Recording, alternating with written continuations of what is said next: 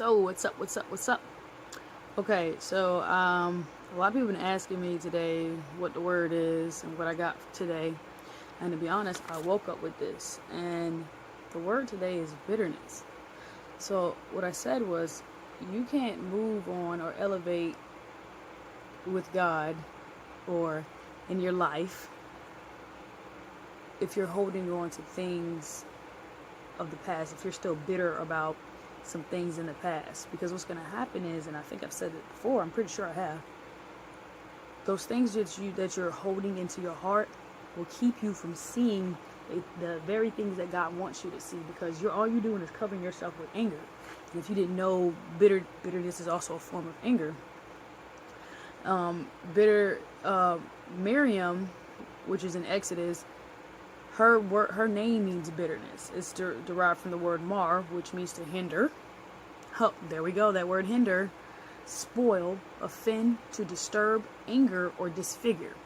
So when I looked at the definition, I was just like, dang. To hinder, to spoil, to offend, and to disturb. So basically what's happening with that bitterness is hindering you from getting to the next level. It's disfiguring the way God is trying to mold and pot you. And that's in Jeremiah. He's our molder, he's our potter. He pots us and disfigures those broken pieces to make us whole, to put us back together how he originally formed us, because it says you're formed in your mother's womb, right?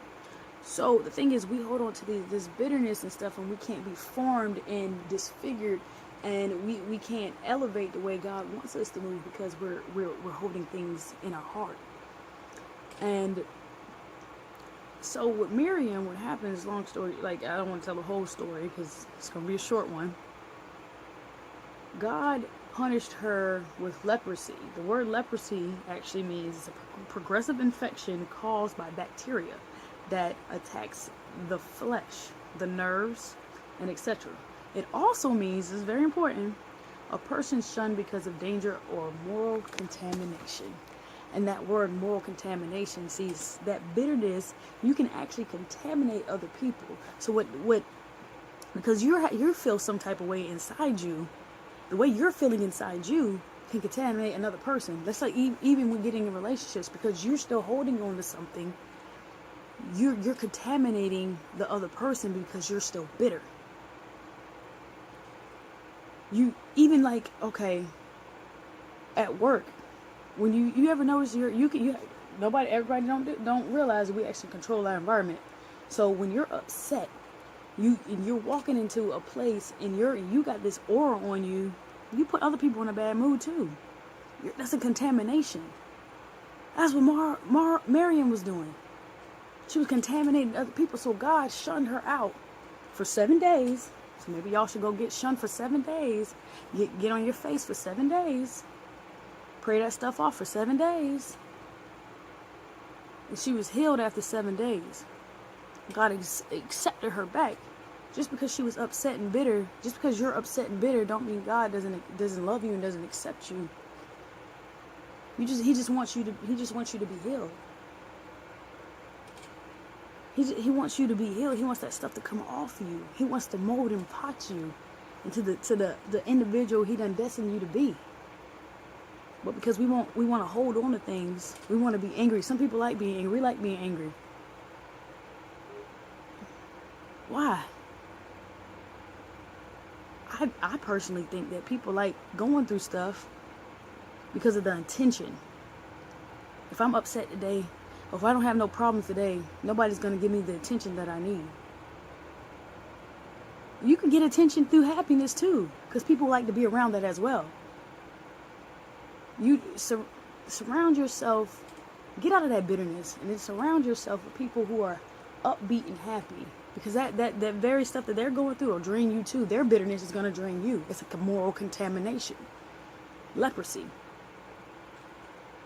People with leprosy can't be around other people because they can contaminate them. They can destroy their immune systems.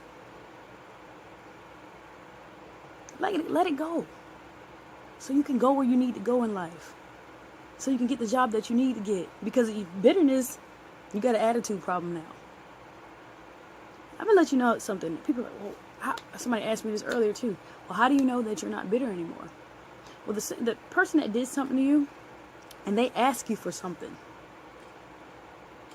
are you able to do it for them and not feel any type of way about it?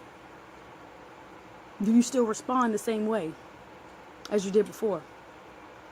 You'll really know that you're really over someone if you can truly do something for someone with a pure heart, with a God's heart. You don't have to. You're not forced to do anything for anybody. Let's just get that straight. You're not. But how you respond to it, it shows you if you're still in imprisonment or not. The second commandment, love thy neighbor as thyself. The first, love God with all thy heart, mind, and soul. If you truly love God, loving his people comes naturally. Let it go. Bitterness can't reside in you the more you push closer to God. Trust me.